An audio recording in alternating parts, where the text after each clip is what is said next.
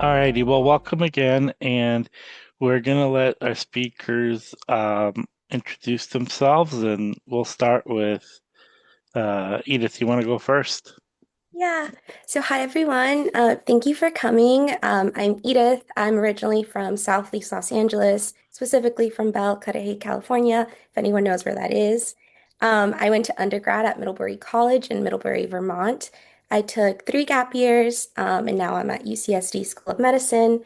And I think something fun, favorite food, chilaquiles.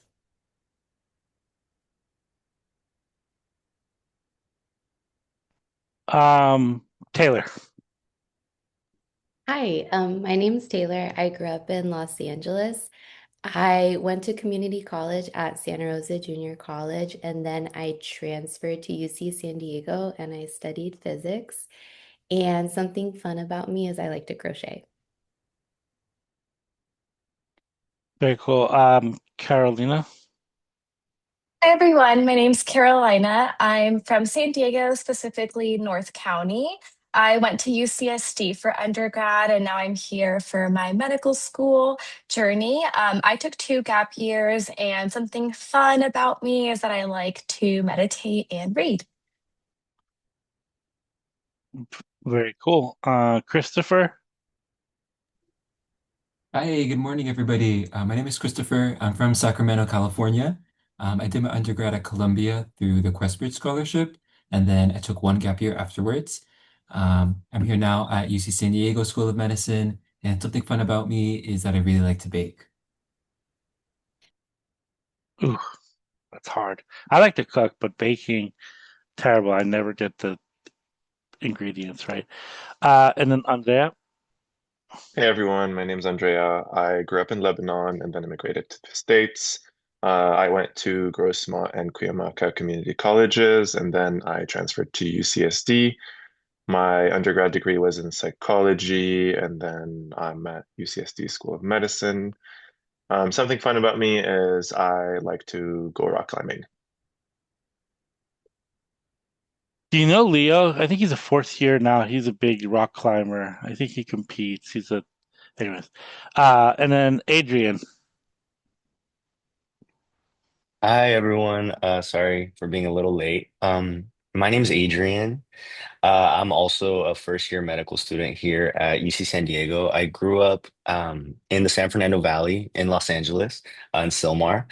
I took 4 gap years. So I graduated. I went to community college. Uh, there's a Los Angeles Community College district, and so I just took a bunch of classes in that district, like at Pierce College, Mission College, Los Angeles Valley College.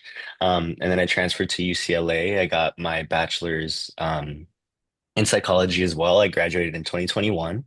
I took 4 gap years, and something fun about me. So I grew up with like a lot of farm animals, so I know how to like milk goats and like go horseback riding and like stuff like that, raising chickens. So yeah, a little about me. Very cool. So this is more of a Q&A.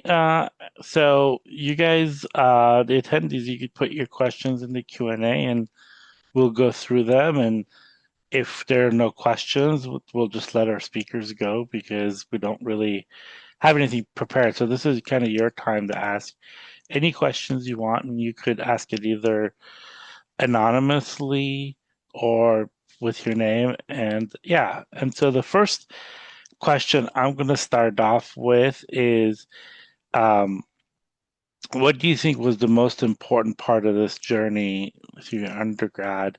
What do you think was like the most important thing that you did that really solidified that you wanted to go into medicine?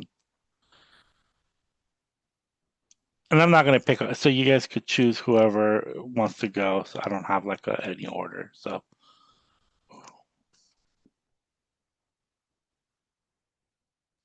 So I could answer for me. In 2018, I started working at a primary care clinic and I ended up staying there 7 years. And I think working with patients, working with a primary care doctor, that gave me so much insight into what the job is like. It really de-glamorized medicine because I didn't really know what being a doctor was like. But it also showed me that you can have really rich patient interactions in primary care. So that solidified for me that I was going to take the MCAT as many times as I needed to. I was going to apply as many times as I needed to, until I was able to get into school. I can go next. I think for me, I had a wonderful time volunteering at a free clinic in Tijuana with UCSD during my junior and senior year. And I think for me, just really seeing the impact like cultural competency and relating to our patient's background can have on their care really stood out to me, and it really impacted me just being able to communicate with patients in Spanish, being able to understand some cultural norms, and really being able to tailor like their care towards those needs was something that really stood out to me, and it just really solidified like my purpose in medicine and the path that I want to take. And I think no matter what activities you do in undergrad or in gap years, I think just finding your purpose and your why is really important, because it's really going to help you throughout the long days and nights of studying. And yeah. Yeah, I think to echo on what Carolina said about finding your why, I think that's very important. For it comes in different ways for different people. I think for me, there wasn't one specific activity that I did that kind of led to like a light bulb moment. It was more of a different opportunities led me to different places. I volunteered at the trauma department at UCSD and interpreted a lot for different immigrant communities. And then that kind of led me to do a lot of volunteer work outside of the hospital. And then you get to kind of see that medicine is, a little bit everywhere, wherever you go. And so that really solidified, the fact that I wanted to go into medicine for these reasons. Yeah, I think a lot of what everyone's been saying here is that you should take undergrad and this kind of journey that you're in now as an opportunity to explore and figure out, where in medicine or kind of like why are you pursuing medicine? I think for me, when I was an undergrad, it was really easy to get lost in all the pre-med requirements. And I think that why got a little lost for me when I was kind of doing chemistry or physics. It kind of seemed separate than, why I wanted to pursue medicine. And it really wasn't until I had more clinical experience when I got to volunteer at an emergency department that I realized, oh, this is really what I want to do. This is the place that I want to be in. This is the place that I want to pursue my career in. And it's having those experiences, in different aspects of medicine, whether that be directly interacting with patients or shadowing physicians, that kind of remind you why you're pursuing medicine in the first place. And using your undergrad as an opportunity to kind of explore different areas of that, I think is super, super important.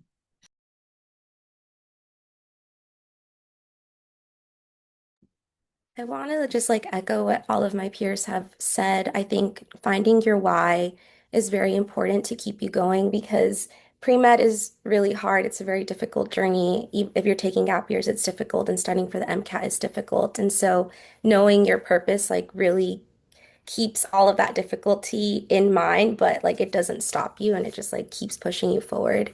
For me, I went to undergrad during COVID time, so I wasn't really able to do a lot of clinical experience during my undergrad, so I used my gap years to do that. And I felt like working as a clinical research assistant in the rare disease space was really impactful for me because I got introduced to a whole different group of patients who are often neglected in medicine. And I was also able to work with a lot of Spanish speaking patients and practice narrative medicine in that way. And that was very connected to my why. I am first gen. My parents are Mexican immigrants. And so being able to interact with patients that remind me of my community was very important to me. Um, yeah, so again, just echoing what everyone was saying. And I feel like one thing I would add is because there is like why medicine, right? So finding your why medicine, but there's also like why doctor? Why not nurse? Why not PA? Why not NP? Like why specifically do you want to be a doctor? And so that is something that I feel like you guys should also keep in mind, because they're all great career paths, and it's just why would you want to be a doctor specifically? And so for me, I originally wanted to be a vet actually because I grew up with like all these animals, and then I volunteered at a vet clinic and I did not like it. It just wasn't for me. And then so I volunteered in an oncology unit when I was in undergrad, and I really saw that's where I kind of saw all those different roles. Like I saw a nurse, I saw a nurse practitioner, I saw even like, social workers and doctors there. And I saw the distinguishing roles of those positions in that hospital, and so that's was my first introduction to medicine. And I was really drawn to like that sort of doctor role. And so just like Edith, I also went to undergrad in COVID times, and so I didn't really get as much clinical experience my last 2 years. And so that's I was also a clinical research assistant and then a coordinator at Los Angeles, and I worked with like also like the Spanish speaking communities there for like long COVID stuff. And I also did like community outreach, and I don't know, that was like very like nice, and that played into my why as well. Thank you all. So we can start with some thank you to everybody who's putting their Q&A, putting their questions in the Q&A. So we can kind of start with some of those. I might go out of order a little bit, but we'll get to your questions just so that it kind of flows more with the conversation. But several of you mentioned activities during your gap years. And so we have an attendee who asked, during your gap years, how did you prepare towards medical school? So maybe if you could speak to anything else you think that was really helpful during your gap years, and advice for the student.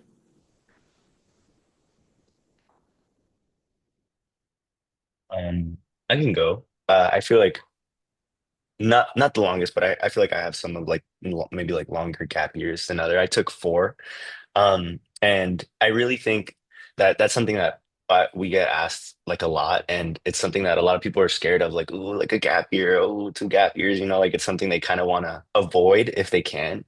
And I guess, speaking from my own personal experience, I don't really see that as a negative. And I feel like our class right now, it's almost like the norm. I feel like there's only like a handful of people that went in straight that I can think of off the top of my head.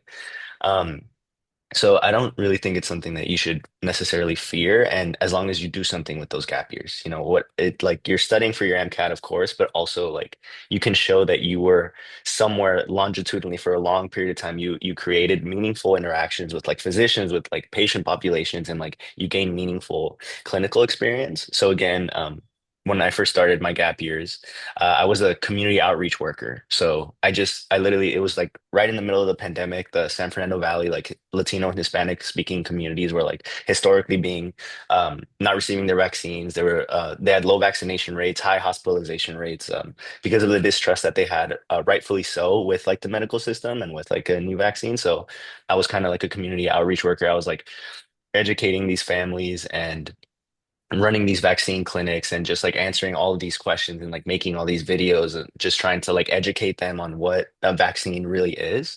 And then that led to me being a clinical research coordinator where I was there the majority of my gap years, like 3, 4 years. And so I had a lot of meaningful experiences. I went to a bunch of different departments in Children's Hospital because I want to go into peds. And so I ultimately felt like those 4 gap years made me stronger as an applicant, especially because I went to undergrad during COVID time, so I wasn't able to do like a lot of clinical experience. Taking the MCAT at that time was also kind of weird, and so I would argue that it would make you a stronger applicant as long as you use it well. So finding that clinical experience, whatever that may be for you, whatever is something you're interested in. Yes, I would like to add something because I also saw a question regarding taking no gap years. I think to just echo what Adrian was saying, I think gap years, they're not seen in any like negative light. The most important thing is to make them useful. If, for example, you can fit in all of your clinical experience, your MCAT, everything that you feel like is going to make you a strong applicant within your 4 years of undergrad, you can definitely do that. Someone asked particularly when you start applying, you apply your junior year of in college. So then by senior year, you have an acceptance and you would start right after you graduate. So that's kind of the timeline for that. But I think the most important thing is just making use of the gap years in whatever way is going to strengthen your application, whether it's 1, 2, 3, 4. Applying to medical school is really expensive. So I think just using those years to really prepare you, if you find that there's anything missing in your application that would provide you comfort to really amplify, I think that's the biggest takeaway. It really varies for different people. I took two because I wanted to study for the MCAT during my gap year. I didn't want to do it with my rigorous classes in undergrad. I also still had some experiences that I wanted to pursue at UCSD before applying. So I think it really is a personalized experience, but as long as they serve you, that's the most important thing. Yeah, and I just want to jump off of this and say, for those who are applying, check if you qualify for the fee assistance program. It really helps really lower the cost of applying to medical school. I would say for me, I found that my gap year experiences were very helpful when it came to like MMI situations because since I was exposed to medicine, I was working with different providers and different kinds of patients. I felt like a lot of the situations that they posed were something that I had already encountered, which was really helpful because I was able to guide my answers in that way. And I think one thing I'd like to add to all of this is I took two gap years, and not only do I think taking gap years made me a stronger applicant, but it made me a better person when I actually got to medical school. And that's also something you guys should be considering is when you start medical school, there's going to be a lot of challenges, and being like a mentally like centered, strong person, being friendly, like knowing how to deal with challenges, that maturity is 100%, um, yeah, it will be really helpful. So during my gap years, I managed a medical clinic, I finished a research paper, I studied quantitative microbiology, and I was able to wrap up that project. So I think using it wisely, but also using it as a time to develop a little bit, like learning how to cook, like that's a super valuable skill in medical school. Learning what kind of hobbies that you have, like how you're going to decompress, and even just using that time to see family, spend time with friends. Again, like maybe you can't put that on your application, maybe you can, but you can, it will definitely help you as you prepare and like during your journey to medicine. To provide a bit of a different kind of perspective on this, I went straight through, so I did not take a gap year. And a lot of people, it's definitely not the norm. It's more unusual these days. And from an outside perspective, people ask like, oh, how did that happen? And I think for me, the way that it happened was you need a good amount of like one, hard work, but two, a good amount of luck for different experiences to kind of really come together and give a really compelling story that makes it kind of your brand, which was my case because I started working at the hospital and then that led me to like do different types of work that happened really close by in terms of time frame and that helped me apply to med school straight through. That really was a good aspect of having good luck and having these experiences being back to back.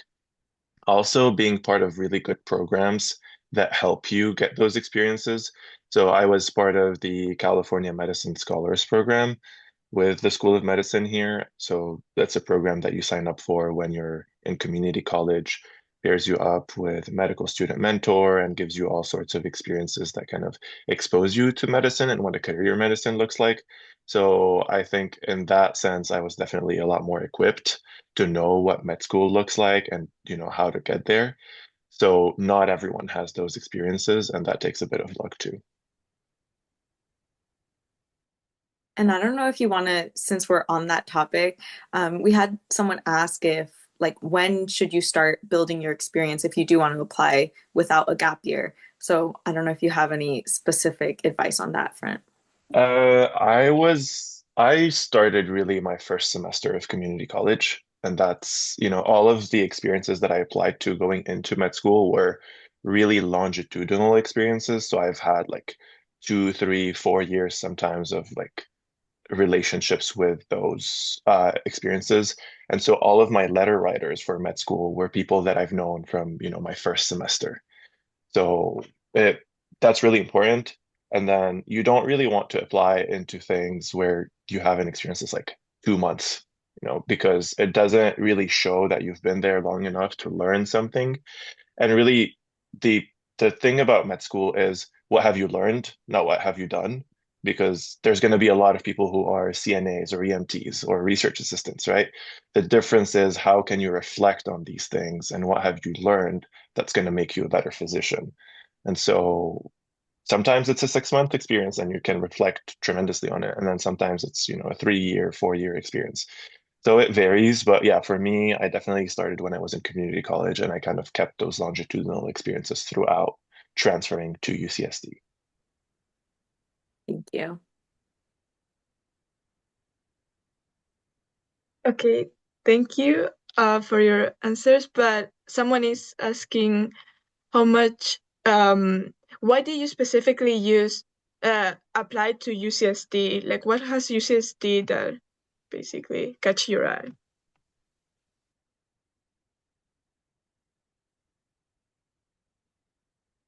For me, I really, really, really wanted to be a part of the Prime Health Equity program or in a Prime program.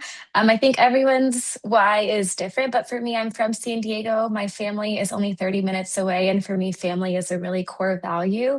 I also went to UCSD for undergrad, and I loved the environment. I loved all of the different hospital systems that we have access to. I also had some mentorship opportunities with like medical students at UCSD, and just seeing how much they really liked the school also just kind of made like reassured me that I was leaning towards a good environment. But for me, it was just close to home. I really wanted to pursue the Prime Health Equity program. And I also just knew that it seemed to be a really good social environment from speaking to other peers. Yeah, I think kind of going off what Carolina said, the Prime Health Equity Program was a huge reason why I felt that UC San Diego was the right place for me. The Prime programs, they're at most UC medical schools, each with different focuses. So the one here in San Diego is with health equity, the one in Irvine, every single school has like different focuses that you guys can look and see their specific missions on. But I knew that this program, having that small cohort of people that are dedicated to the pursuit of health equity, that was very aligned with my why medicine, my kind of background growing up, seeing these barriers that people in my family and my community had into medicine. I wanted to be a part of the solution towards that. And I knew that a program kind of that was formulated to help advance and create leaders that could help overcome this major issue was something that I was really interested in. And that really stood out to me to other schools. Of course, other schools had, focuses on health equity, but this kind of dedicated program to it and this kind of real, actionable courses that you can take felt like it was the most viable to me. I think picking a medical school is a lot like dating.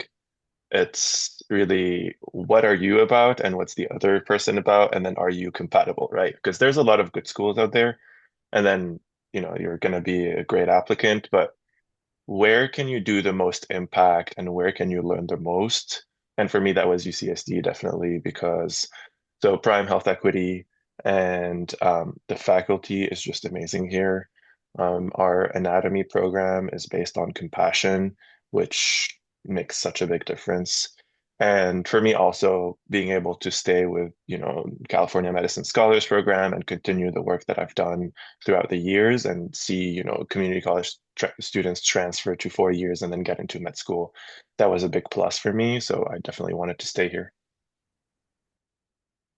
I really like what Andrea said about it's kind of like dating because even when I was applying to UCSD, I kind of knew that my application was likely their type because it was really centered on like compassion, patient experience, like advancing health equity within my community.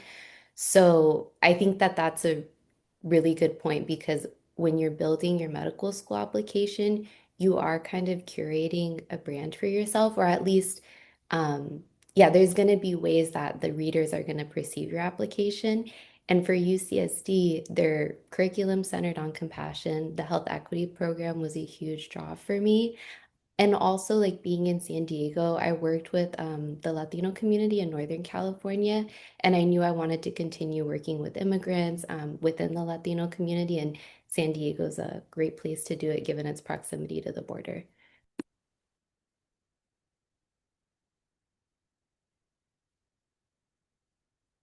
Okay, well, thank you. Let's see. I know I'm going to consolidate a couple of questions here. Um, a lot of people are asking about clinical experience. What counts as clinical experience? Do you recommend people try and get certifications in order to get positions doing that? And any tips in general that you have for getting into those experiences and to form that like longitudinal journey. So anyone can go ahead with this one. I took the route where I didn't really do any certifications. So throughout all of my undergrad years, I worked as a waiter at a restaurant. So that was my main source of income, and it was very flexible time-wise, and I made a good amount of money. So, taking sometimes jobs like CNAs or EMTs, it's a bit of a pay cut when you're going to school full time, right? And so some people can or can't afford it. Plus the fee that it takes to like get those certifications. I didn't really want to go through all of that. So you can definitely get through med school without, being an EMT or a CNA and having those certifications. The way I did it was I just went, so living in San Diego, UCSD hospital, just go there, volunteer. So you put UCSD Health volunteering, a page will pop up, and then you just sign up. You do a quick 15-minute interview, and then you volunteer as little as 4 hours a week, and then you can increase your shifts there. And then you can kind of change departments as you go. So you kind of make those experience for yourself. I know there are two other hospitals in the area where they also have volunteer experiences, so it's not necessarily pertinent to like a UC per se. So that was an easy way to kind of get that experience. I met a lot of, cool physician, nurses, and advanced practitioners there. And so that kind of shaped, those experiences for me without having to get those certifications. So it's definitely possible. Yeah, and the only thing that I would add too is if you are an EMT, CNA, like it's a job and they want you to show up and they don't really care you have finals or midterms or paper due. Like you got to show up, and if you don't show up, your people are depending on you. But also, they may not have you around for long because you can't just call in sick. Whereas, like, you know, even working as a waiter, you could switch things off, or it's not, it's more simpler to do it. Whereas, like there's only a limited number of positions, and you got to show up. So I could just tell you from my own experience working in clinical medicine is that you have to like show up. You can't, and also the hours are long. Like most, some EMTs work like 24-hour shifts or 12-hour shifts. So that also cuts into your sleep and other things. For anyone who's in the San Diego area, I was a part of the Pathmaker internship. I'm not sure if that's something that PreMedCC has in their clinical like resource experience doc, but that's a really good internship. It's about like 4 hours a week or so, maybe a month. I forget now, but it's not really that high commitment. It's like the Poway. Yes, I can put a link. It's like in the Poway Escondido area of San Diego, and they know that we're all pre-med students or pre-PA, pre-health. So I think it's pretty low stakes. You do get to work with the nursing staff and see doctors, even shadow like the NICU and go up to surgery even if you have enough hours. So I think that's like a really good internship that's not high.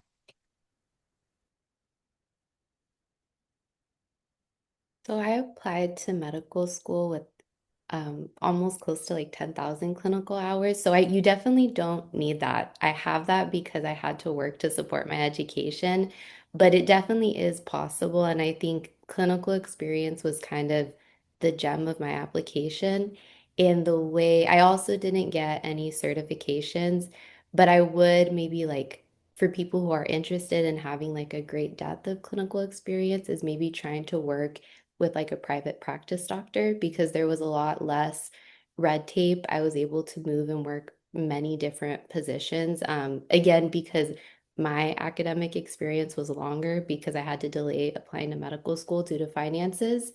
So I was able to do a lot of different jobs. I worked as a medical assistant, an intake coordinator, and then for the last 3 years I was at the clinic, I managed it. And all those different roles gave me like a lot of insight into clinical experience. It gave me a lot to talk about in my application and during the MMI interviews. So just like forming a good resume and sending it out places, you really don't know what you'll get back, but clinical experience was great for me.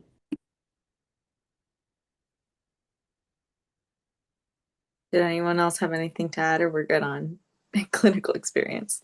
Yeah, I guess, oh, Chris, you. yeah, I think when I was in undergrad, something that was kind of hard for me is that a lot of clinical experience is often unpaid, unfortunately. And, you know, because I was in New York City for my undergrad, it's already an expensive place. And to spend a summer kind of doing unpaid work was really hard. Something that I think is really valuable is that there are often resources or grants that are advertised through your school or through these kind of internship programs in general that are able to kind of fund a summer of you doing clinical research or doing kind of shadowing in an emergency department. Something that I did in New York was something called Project Healthcare at Bellevue. Can also drop a link for that. But I think that was a super enriching experience where I got to go all around the emergency department, the adult emergency department, the pediatric. I got to go up to the OR, the cardiac catheterization lab. Incredible experience. I think finances were always something that was kind of on the top of my mind. And unfortunately, a lot of the experience did come from volunteering, and you kind of have to do the secondary aspect of looking. It's like, okay, how am I going to sustain myself financially while I do this experience? I think when you're in undergrad, it may be a little bit easier because you have the resources available through the school that can sometimes support you financially.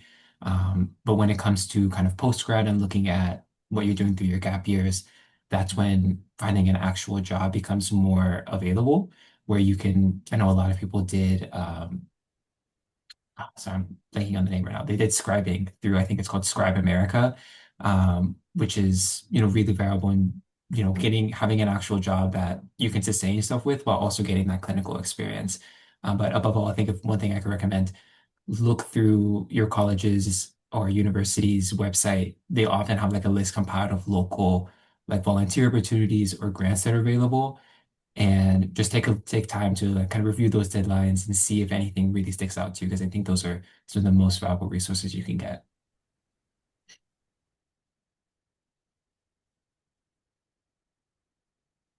All I was gonna say was, at least from my personal experience, like apply broadly to a lot of things, like a lot, like more than you, if you're like, is this too much? Apply. Because I think at least like, uh, speaking from your own personal experience, and like Andrea said, like, please don't like feel bad about yourselves if you guys aren't getting like responses. It's luck. It is like, I cannot emphasize that enough. All Most of the experience I've gotten, it's just been like shotgun, like one after the other. Like I'm applying to so many different things because there's so many pre-meds, especially like living in LA, there's just such a high volume of applicants for everything all the time. You know, I remember being younger and I was like, oh my gosh, like I'm applying to 10. Like, how can I do 10 interviews? I got zero interviews, dude. Like it's not, apply very, very broadly, because it is a numbers game also. And say, at least this is just my own personal like view on it, as being like when I was younger, is just say yes to things. Even if it's something you're like, I don't know if I want to do that. Say yes, because it will open up more doors in the future. I got the most meaningful experience I've ever gotten as a clinical research or at Children's Hospital because I said yes to something that I didn't really know if that was something I wanted to do. And that opened doors. So saying yes now, to, at least for me, saying yes to everything. Obviously, don't burn out, but like saying yes to everything pre-med so that you can have those doors open, and then you can be in a position where you can say no. Like right now we're in a position where we can say no to things because we're like, oh, do this, do this, do that. But at least pre that, I was saying yes to everything and opening doors and being friendly because you never know who you're like rubbing shoulders with once you're in these clinical experiences. And you never know who's like, oh, I like you. You want to work in my lab? Like most of the like a lot of times there's so many people that have gotten experiences just from that, something so casual and just because you were friendly and nice and like had a conversation with someone that you didn't even know. So I would also recommend that. Yeah, and just to echo what Adrian said, networking is so, so, so, so important. Um, For me, I was lucky enough to go to a smaller liberal arts college where I was able to network with a lot of people, and they were oftentimes thinking of me when they would see like a job position opening for like research or for whether it be like research assistant or clinical research assistant. I'll be like, hey, I think you'd be a good fit, apply to this. And then just from there, just continuing to network, like you, a lot of doors open for you. So it's just really important for you guys to pick up that skill as early as you can. And I'll just add, I'm not in med school, but it's really great. Like everything you guys are saying, I think that applies. Like if you only have the summer maybe to do something full time because you have another commitment during the school year, there are summer programs where they'll pay you a salary and they'll pay you to work full time, but it's only maybe 2 months. And so that can be a really great way. Again, you can apply to 10 things and maybe you'll get into one, but it's still a great experience if you can. But I'll let Lucia ask the next question. I would just also add that, like, you, be ready for rejection. This whole process has a lot of rejection, and there is you need to find your coping mechanism first, like how to deal with rejection. But all the other part of it is not personal. It's just a numbers game. Like at my job, I'm on the hiring committee, and a lot of times, like you're only hiring for like two positions, and you have like 10 great applicants, and you just got to choose, and you make mistakes, um, and so that's just one of those big things is you gotta like it's a shotgun effect. Like you apply to 20 things, and just for medical school, I mean, each of you could talk about the average, how many of you apply to, but you're not applying to just one school. You're it's the whole shotgun effect, and you just try to like hit one place or another. So Okay, there are other questions about cost. And so you you guys that are like in first year medical school, how are you doing with are you taking loans, or does UCSD offer any financial aid to low income students? And are you thinking of how it's going to balance with the specialty you choose?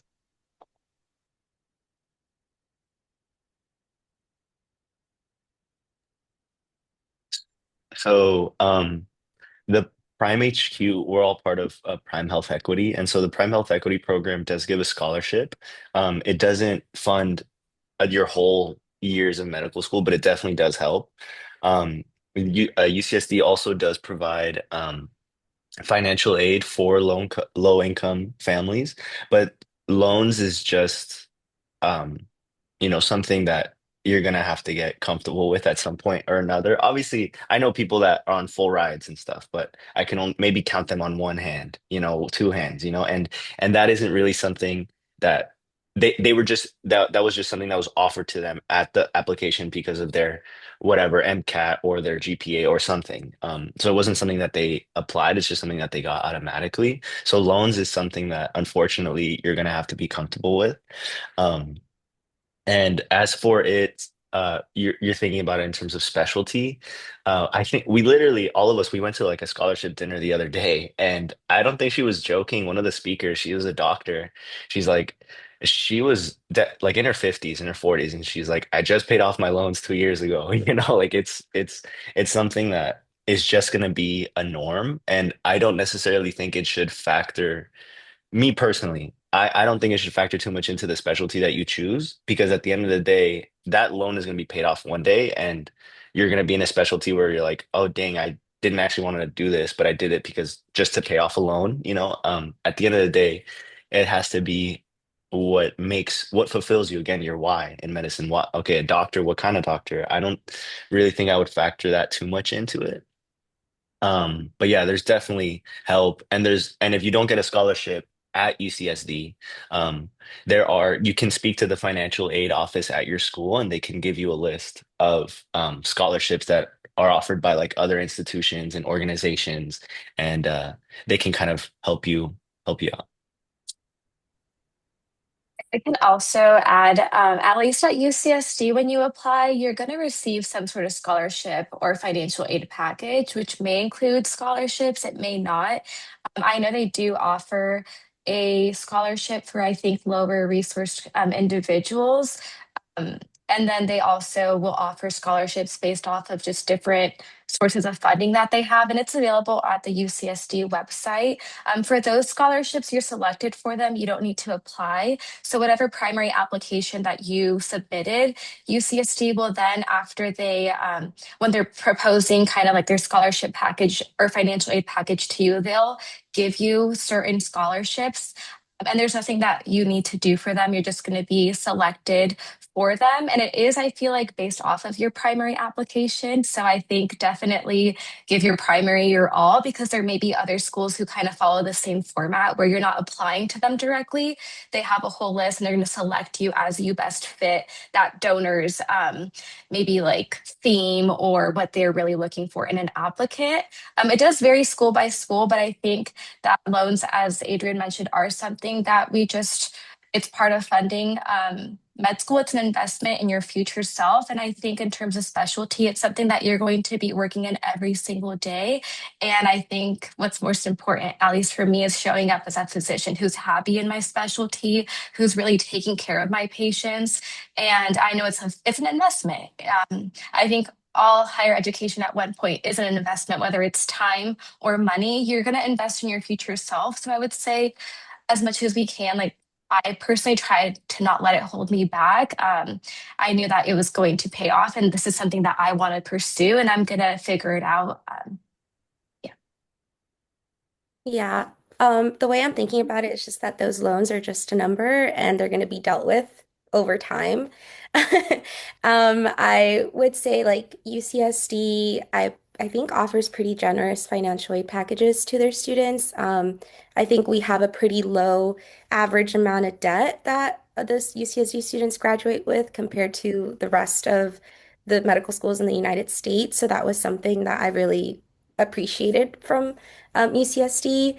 PRIME-HEq equity, as Adrian mentioned, does come with a scholarship that does offset the cost a bit. And I think UCSD also offers like full rides to maybe like one or two students. So something to keep in mind. I think most schools have that in their budget. So if you're work really hard and you're lucky, you might be selected for that. But it's just something to keep in mind is that's just not the norm because there's only so few people that could get the full ride. So I think it's just accepting that you'll have to do that unless you're able to fund it in another way. I have a couple Yeah, of things to add. Oh, go ahead. no, go ahead, Andrew. Okay, I have a couple of things to add on to that. I think when applying, you can go through the AAMC website. There's the MSAR, and then over there, once you look at each school's profile, you can see the average debt that people graduate with. And so that can kind of give you a good idea of what kind of financial aid offers these schools kind of give to their students.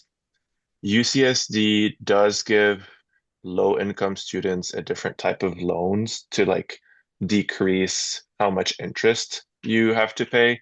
So they'll kind of split up your financial aid where you take a certain amount of federal loans that are at a higher interest rate, and then they're called um, I think LDS loans, or like disadvantaged students loans, where you have to pay much less interest rate and it doesn't accrue while you're in school. It won't be the full, tuition, or it won't be all of the cost, but it would be some of it. And so that's kind of a less interest rate that you have to worry about, going through school. One other Yeah, the only thing that I would add to is like debt is part of like this whole process, and you'll find a job and you'll pay it off. But the other thing is, once you get that MD next to your name, you have negotiation powers, and you could go back and renegotiate your loan anytime. And you could get lower interest rate. You could do different payments. Some jobs now, like Kaiser and other places, do give sign-on bonuses and those things. I would just think about this, and this is kind of crazy, but like I live in the Bay Area, and I know one billionaire, and he's and I joke with him like he was buying something, and he was like getting a loan, and I was like, well, why do you do that? And it's like because you work on debt, and so if a billionaire goes out there and takes out a loan instead of paying something off, and basically, you know, and now as a doctor, you're not going to be a billionaire unless you like find something, but you will have enough to pay for things, and I have friends that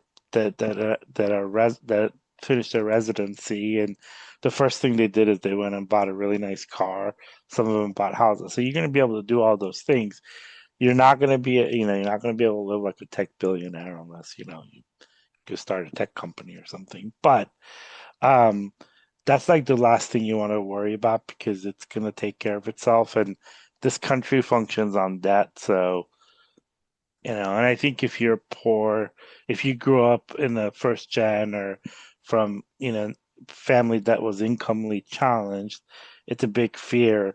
But you have that little initial next to your name, MD or DO, that it's kind of a joke too, is once you get that MD or DO next to your name, your credit score goes up like 150 points, which is kind of, so that's one other thing is you become more attractive to banks and yeah, and so I think it's really hard, like the fact of saying, oh my God, this is, but also you have to also look at it too, is that average salary now in California is $70,000 for somebody who has a college degree. Well, the first year out of med school, when you're done with residency, I think it's like $250,000. And some people with $70,000 go out and take out a $600,000 loan out to buy a house versus someone who has making 250 as a physician. So you have to take that into consideration as well, that you're going to be okay. It's, like I said, you're not going to be, you know, living like a tech billionaire, or but you're going to be okay. So, Thanks, Jubin. Well, he kind of touched on speaking about degrees. Someone asked whether you consider DO and what made you go MD. So I don't know if a couple of you just want to touch on that briefly.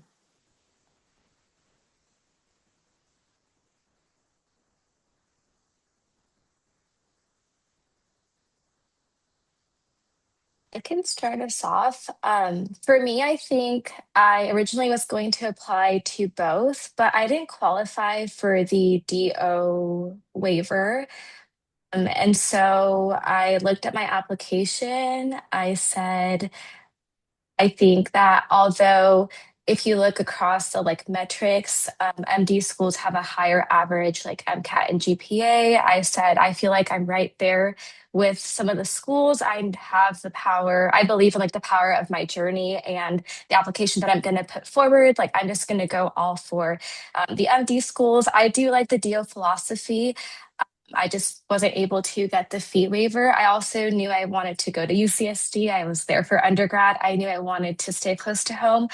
So I think for me, it wasn't really so much thinking about like the degree differences, but more of just like one, I didn't qualify for the waiver. So I was like, okay, it's not meant to be. And then two, I really knew I just wanted to go to UCSD. I knew I wanted to do a prime program somewhere. And I know that the MD schools, at least in the UC system, were the only ones who provided that for me. I think for me, when it came to MD versus DO, I hadn't really gotten any exposure to DOs, and so I know that that was something very important in the application for DO schools. They really want you to have like longitudinal experience with DO physicians, and so I feel like for me that was something I had not realized, and I was like, oh well, Okay, well, I guess it's not meant to be in the same way. Yeah, the DO physician requirement was something I still ended up applying because I have that shotgun mentality of just like I'm applying everywhere and let's see what happens. And I did get into a couple DO schools, and it honestly, the reason why I ended up going the MD route versus the DO school is that UCSD has just been around for longer, and they have more funding to invest in their programs and their students.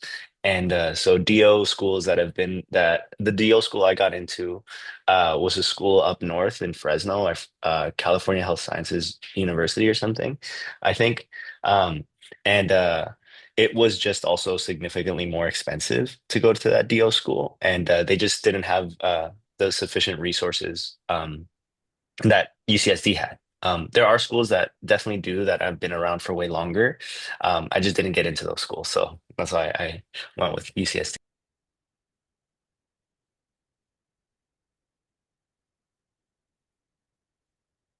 And I could just say that, working in the hospital, that you're going to have some DOs and MDs, and nobody's really going to care. Like, you're going to be able to prescribe the same medication, you do the same residency, the training. And I think Carolina said that, yeah, the metrics for DOs are a little bit lower. So if you have a lower GPA or a lower MCAT, that is something that you could do. I know someone who basically got into a medical school down south and got into the DO program at Turo, and they decided to go to Turo because they were closer to their family, their support system. They were actually from, so it was just for them. It was just like it made sense. They could live at home, not pay, and have their support system to do it. So, and they ended up doing a the residency in orthopedic surgery. So it's kind of like, you know.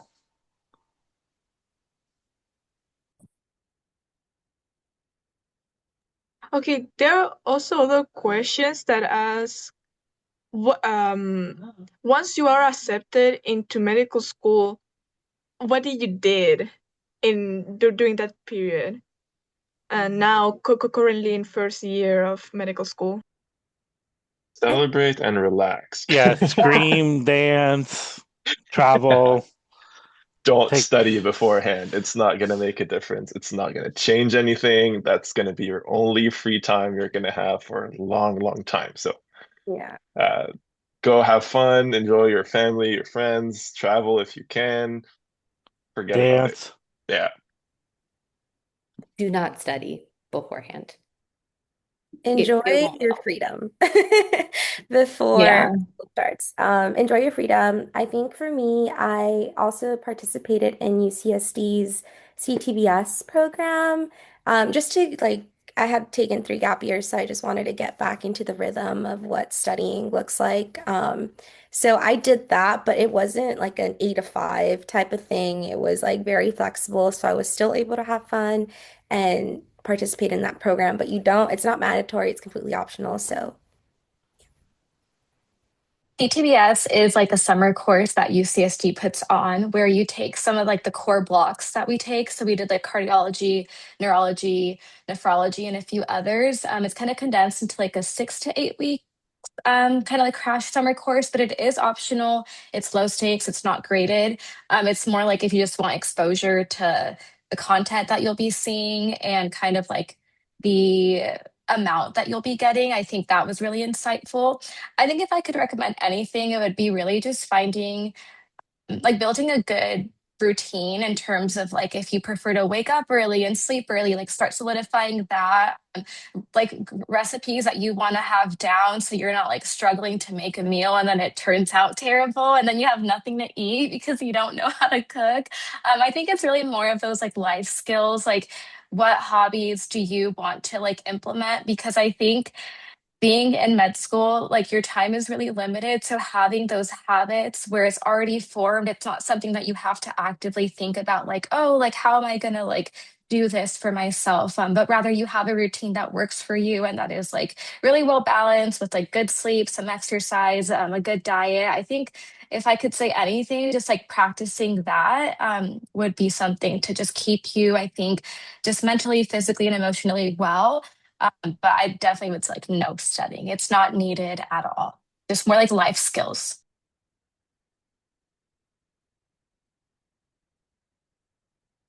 Okay, let's see. We have some kind of questions and ranging across a lot of different topics. So we haven't touched on postbac yet, that kind of option for students. Do you have any recommendations on like formal postbacs or any advice in that area? And if not, we do have some like webinars that we've done about postbacs, so we can put some links in the chat. But yeah, there's DIY postbacs, there's like official postbac programs. So we can put those resources because it might not be applicable right now.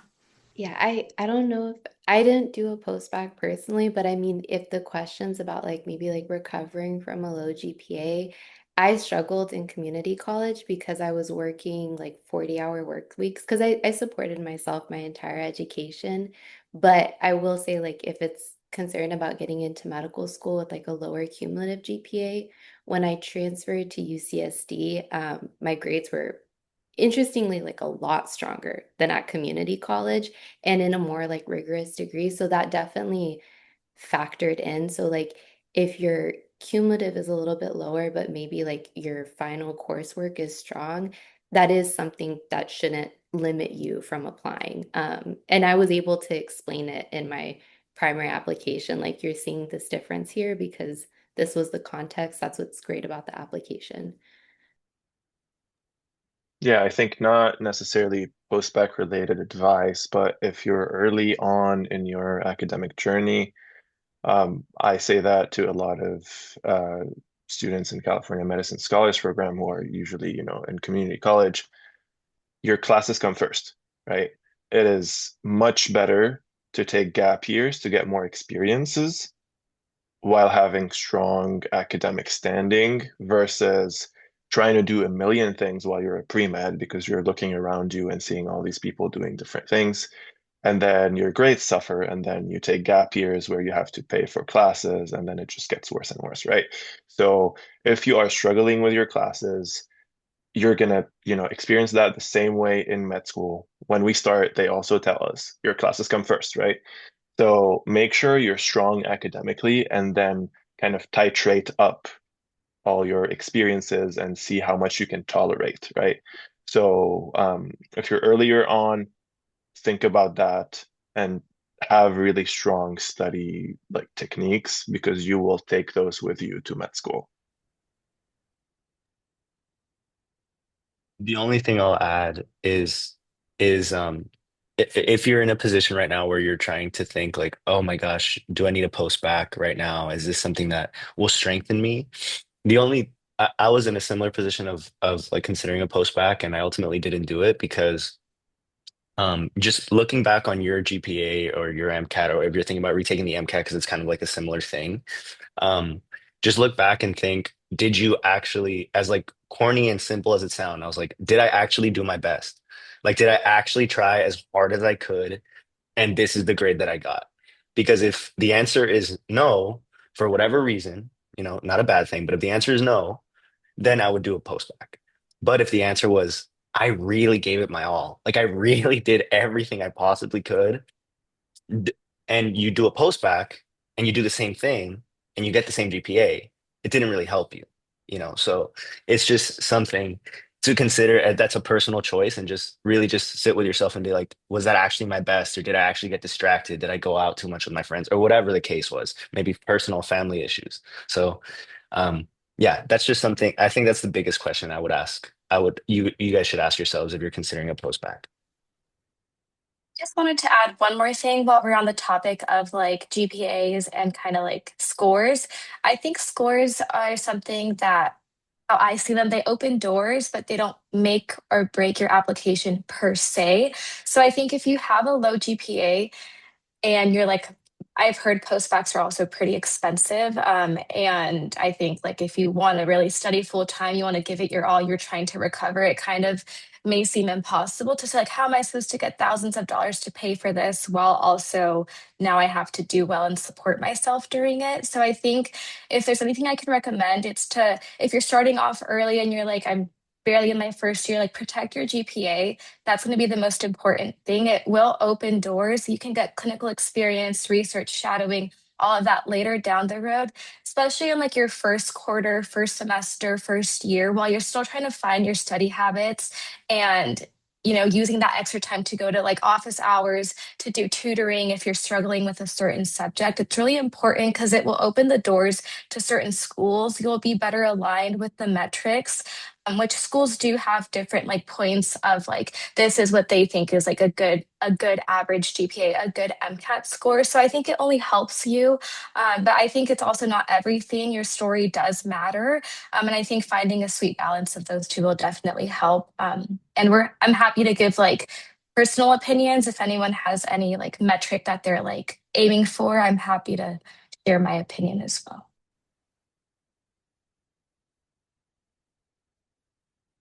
I will also just add to anyone who's like struggling with like, oh, I got this MCAT score, I have this grade. Please do not let anyone tell you that like it's impossible to get into medical school.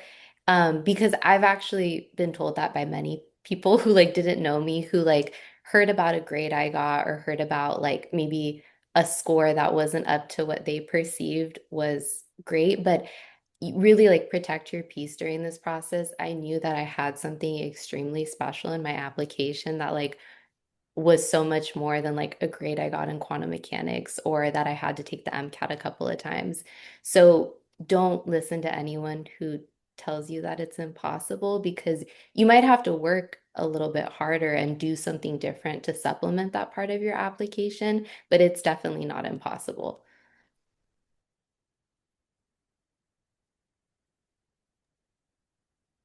And I think anyone who takes quantum mechanics should get in the medical school, period, because that's like a really hard class. It's the hardest class you'll take.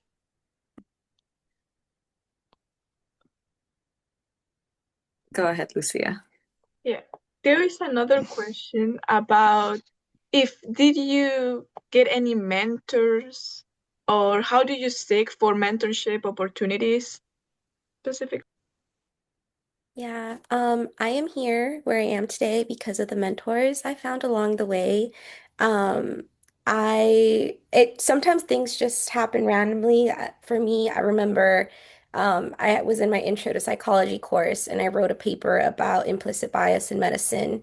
And my professor really enjoyed reading about it. And he was doing similar work and offered me a position in his lab. And that just happened out of luck. And he just happened to read the paper that he found interesting, and he kind of like took me under his wing and provided a lot of support throughout this journey.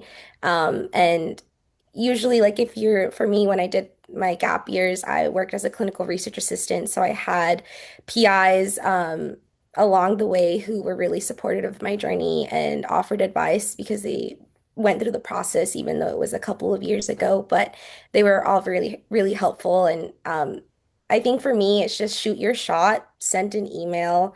Um, it won't hurt. I think it hurts more if you don't like just reach out of the blue and ask if they'd be willing to like chat about maybe a question you had on about your application or anything along those lines. I'm going to add two mentorship programs that I was a part of with UCSD that are also open to like San Diego natives. It's called the PUMA program and the LMSA Pre-Med Scholars Program.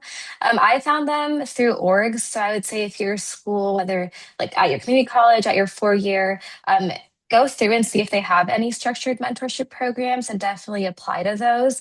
If they don't, I would suggest kind of like what Edith said, just emailing and asking if they can give you advice on any particular piece of your application, maybe if it can't be the whole thing. I reached out to like one medical student and asked them to look at like my intro, and then like I'd have another student do a deep dive on like different parts of my app, just because people are busy. So I think it allows individuals to take on some mentorship role without it being so like maybe overwhelming at some points. So I think kind of like casting a wide net and having different people look at different things of your application is like another way to go about it if you don't have like a structured mentorship program. Yeah, I think I was so being part of California Medicine Scholars Program, you get paired with a med student mentor. So I've known mine for 4 years, I think now. So he's in MS4 right now. And the nice thing about it is, the point of mentors is to tell you, here are all the mistakes that I've made to get to that point. Don't make those mistakes, and then they'll guide you through whatever you're going through. So that's been, a huge help and like tremendous support to get to where I am today. And then, we give back right now and mentor other people because, that's we took that path and that's how we got here, right? So, and I think the biggest thing is I think we've all been part of conferences and panels and all of that where we give out our contact info, but like rarely people actually reach out to us in general, and that's not something that people do often. And you will know that, the successful students are the ones who kind of follow up with you, they reach out to you, they ask good questions. So do that. Take advantage of people who are like offering to help, right? I think also one thing I will add is because I had an amazing mentor, the doctor I worked for, we had a very long relationship, and his process was very similar to mine, where he had actually applied to medical school 3 times, and on his third time, he got into Harvard. And so he was a big proponent of like, just keep doing what you're doing. He was an engineer, me being a physicist, like it was a very good match. And I think that's also one thing to consider is like not everyone is can be a good mentor to you, and it's important that when you do find someone who like maybe has a similar story or is going through similar struggles and is in a place that you want to be, like that Dr. Goodman, my mentor, he's an amazing father, he's an amazing friend, he's an amazing physician. So when I saw him and I was like, oh, I want to be like that, that made it a great fit. If someone is not super kind and that's a value, like a value that you hold close to you, maybe that person isn't going to be the best mentor for you.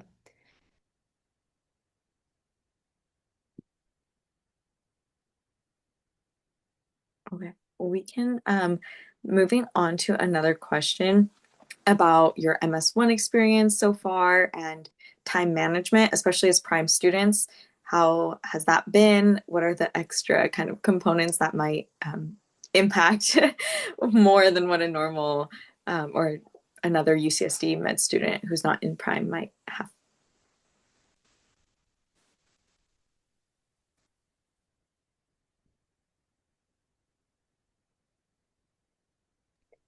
I think time management, it's med school is very challenging no matter like what background you're coming from. So like all of us had like different majors, and I don't think there's like a certain major, a certain experience that is gonna like best prepare you from it because it's just such a wide scope of information that you don't necessarily need to know super in depth, but it's so many different facts. So time management is definitely something that I personally am still trying to figure out, and I'll get there. But for right now, it's still pending. I think it's normal for it to be pending for a lot of us. It would be weird if everyone's like thriving without a single problem. Med school is a lot of volume. Like the amount of information that you have to know within a single week is insane. And you can't get behind like you can get behind an undergrad because it's very unforgiving. So figuring out like having a calendar, being on top of things, doing things ahead of time if you can, whenever you have the chance to, and like trying to stay on top of these things helps a lot.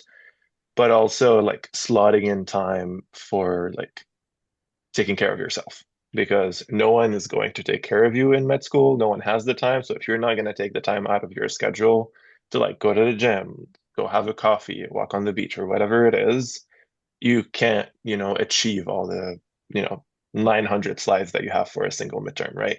So it's finding that balance, and it's not always perfect. And I don't think it'll ever be perfect. So it's being okay with it being the way it is, right?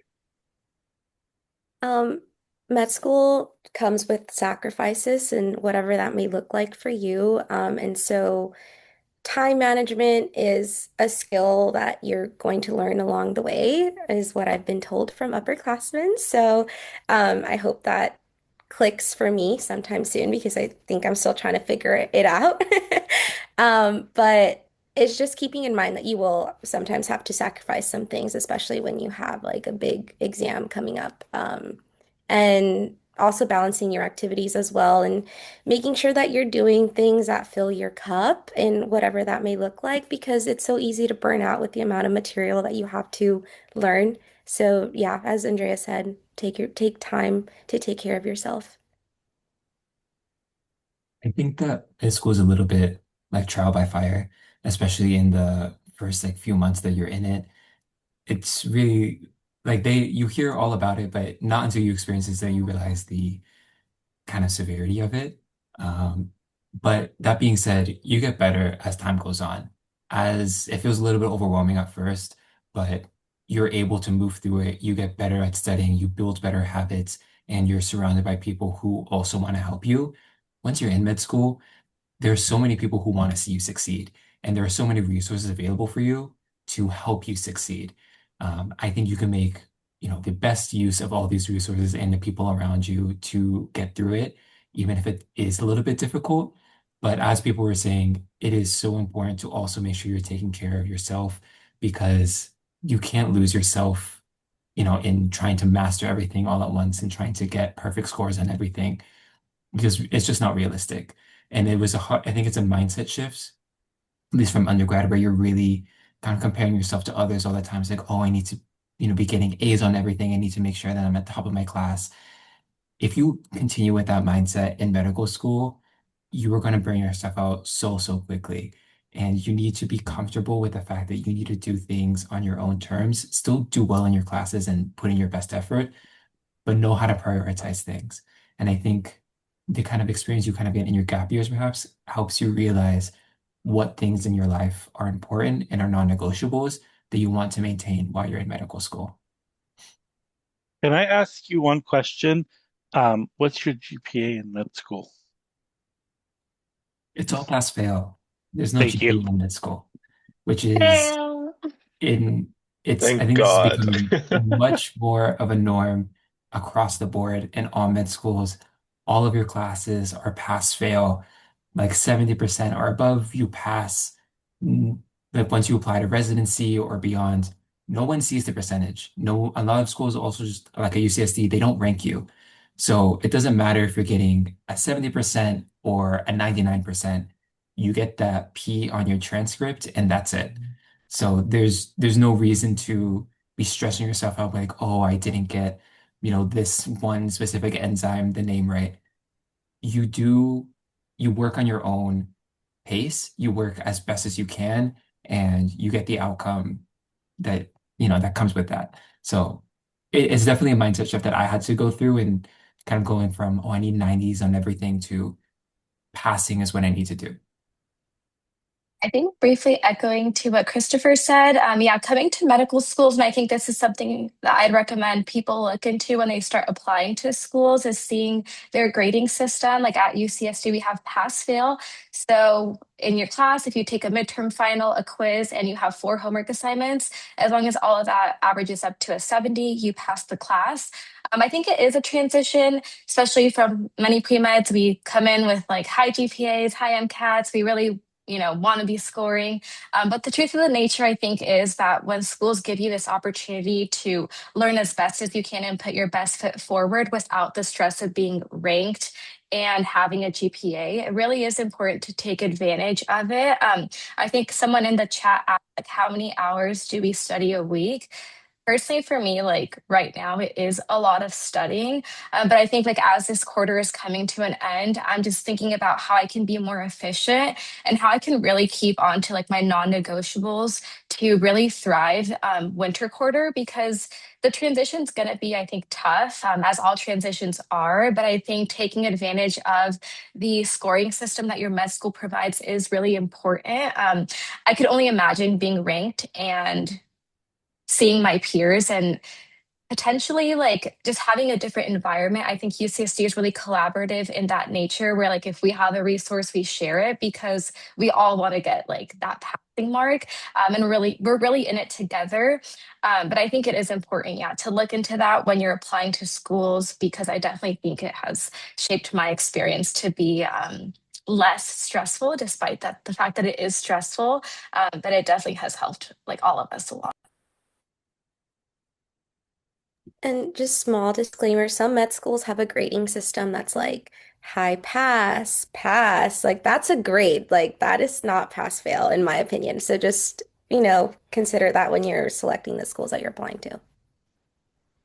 We may have clinical years may vary as well during school. So when you actually do, so right now we're in like preclinical years where you're kind of like learning by the book. You're doing like, you're studying stuff. You're still studying material. Your third year, you do clinical rotations. And I think those may have a different grading system. So I just, once again, look at each school, go on their websites and see if that varies at all.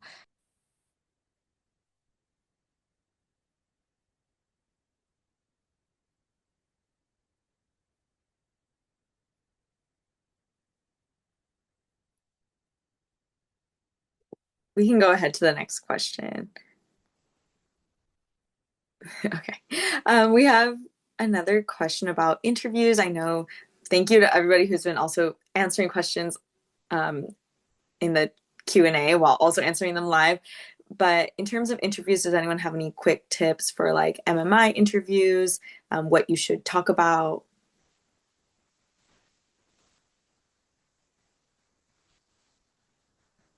I think that maybe my strategy for interviews is I think that there's maybe a point where you over prepare. So I would try not to do that. You can find a list of MMI questions like online. I had another friend who was doing the application process and we compiled a bunch.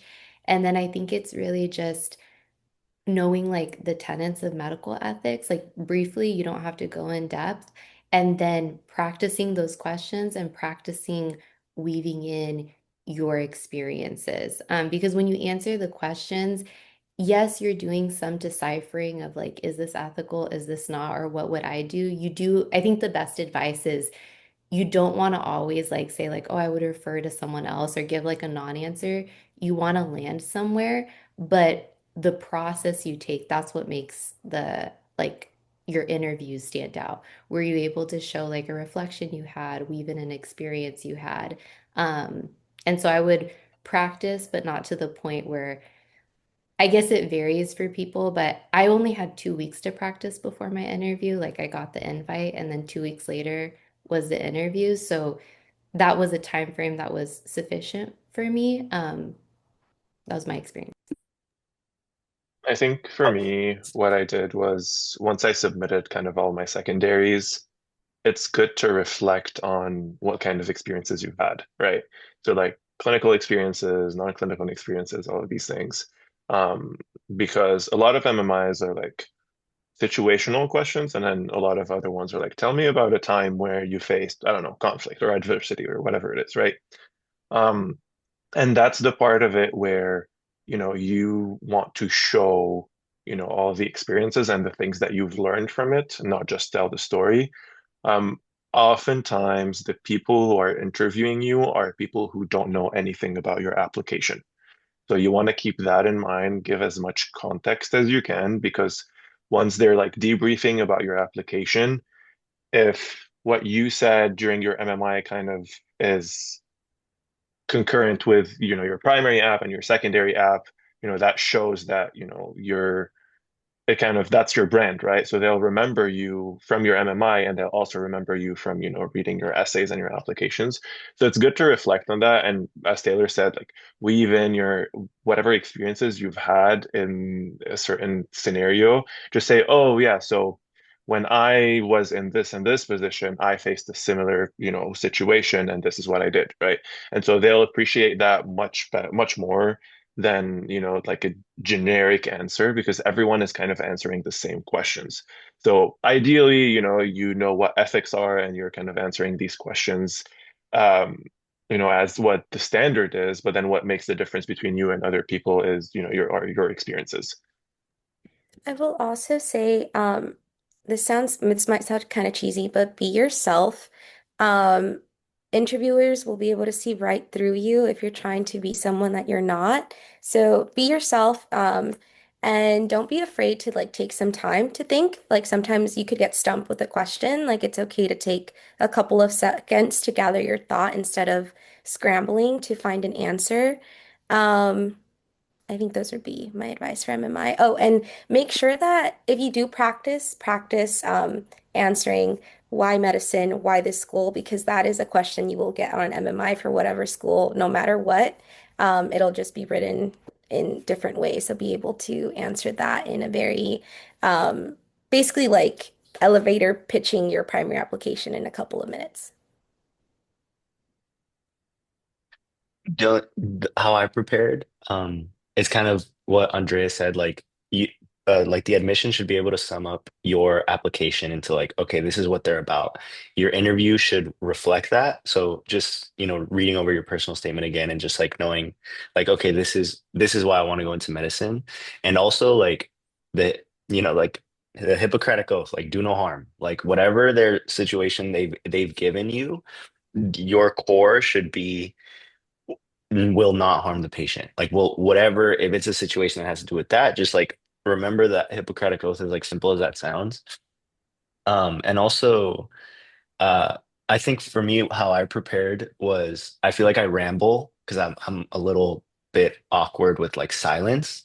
And so what I did, I would record myself answering these questions and I would talk slower. That was something that I needed to do. I feel like I would talk too fast. I would say like a lot and like so I recorded myself. I would talk slower and I'm doing that right now. Actually, now that I'm thinking about it. But like um and just like see where your your likes and your because it doesn't help to be like a little bit more professional, like don't over prepare, but also like prepare a little, so and I think recording yourself, as cringy as it sounds to hear your voice back and look at yourself back, I think it really you can see your little ticks, and if it's something you'd want to tweak a little, there's no harm in that.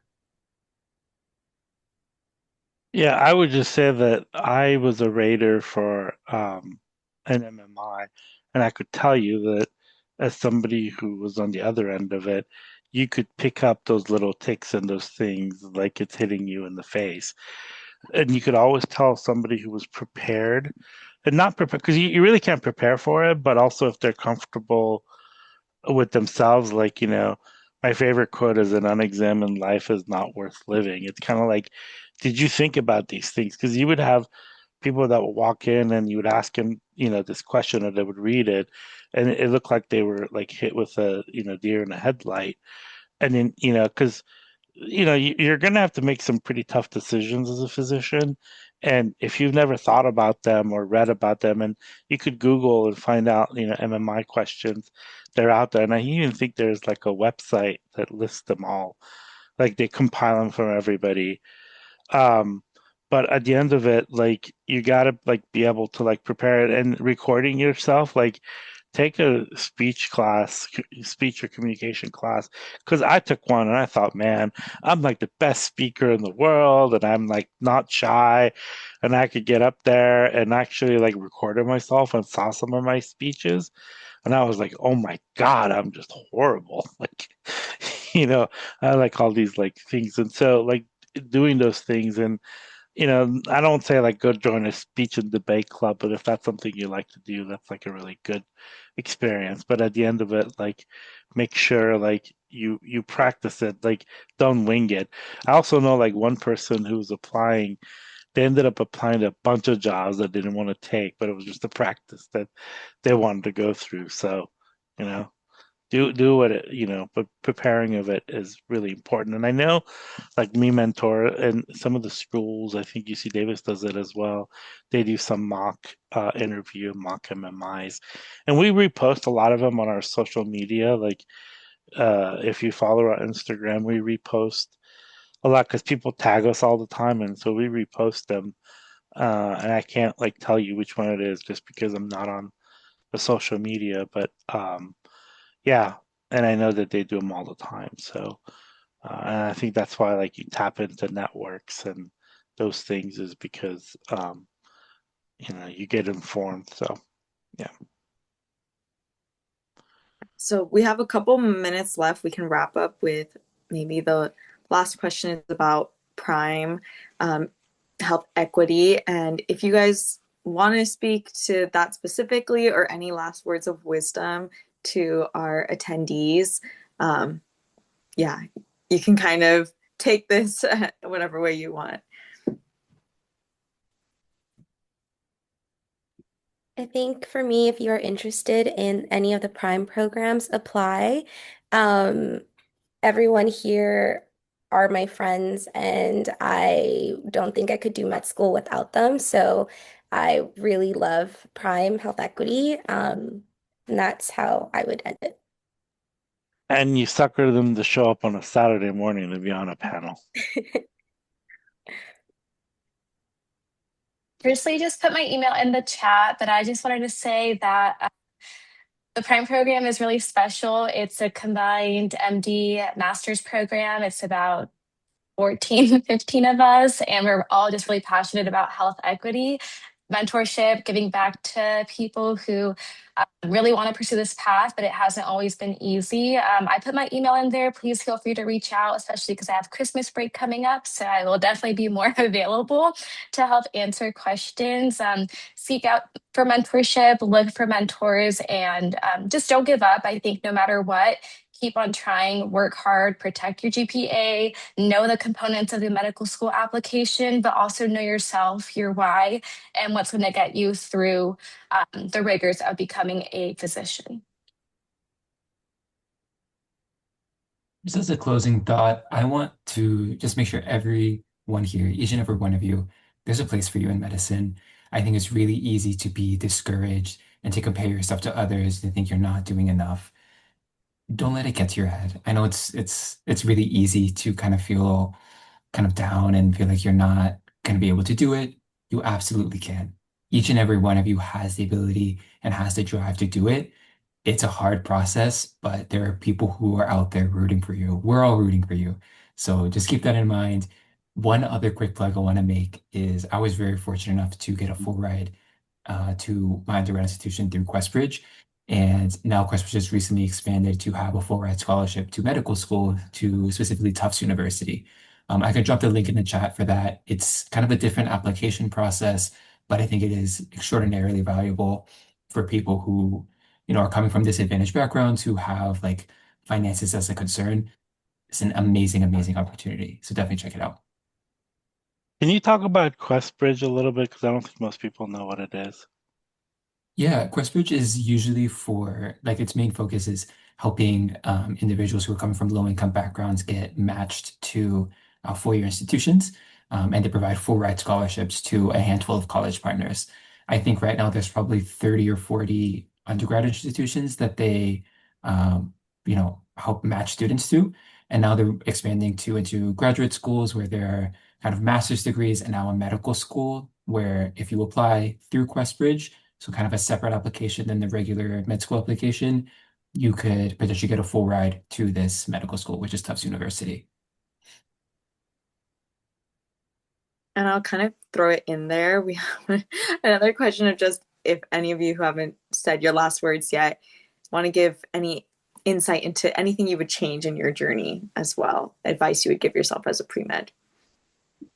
So for my closing remarks, I just want to tell everyone like where there's a will, there's a way. There's no obstacle that you can't overcome. And for me, there were several things that people would look on paper and it's like, oh, that's gonna be a reason for them to say no to you.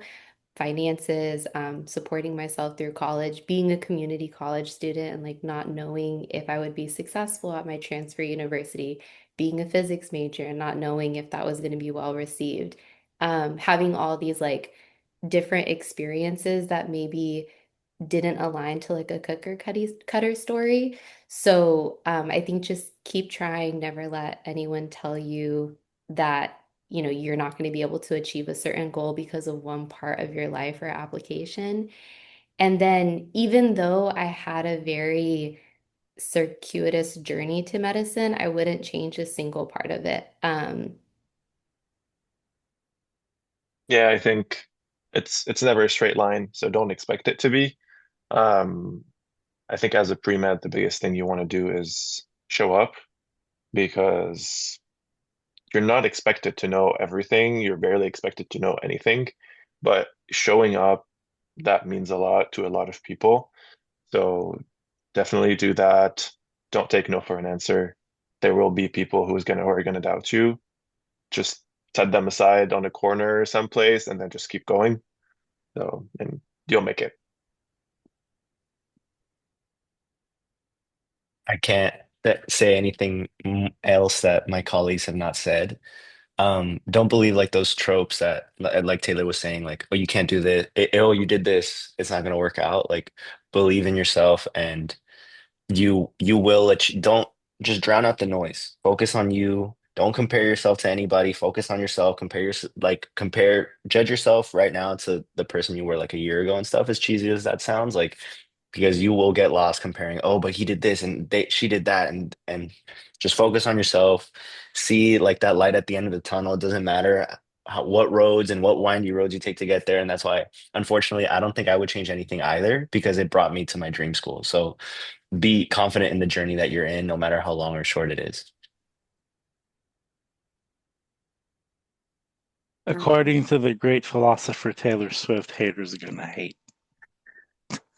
And on that note, thank you everybody for all of your questions. Thank you to our panelists for dedicating some of your very valuable time to passing on all this amazing advice. We put a lot of links in the chat, your emails that you provided for attendees, so make sure to copy that before you leave. But thank you to everybody. Have a great rest of your weekend. Thank you. Have a good weekend.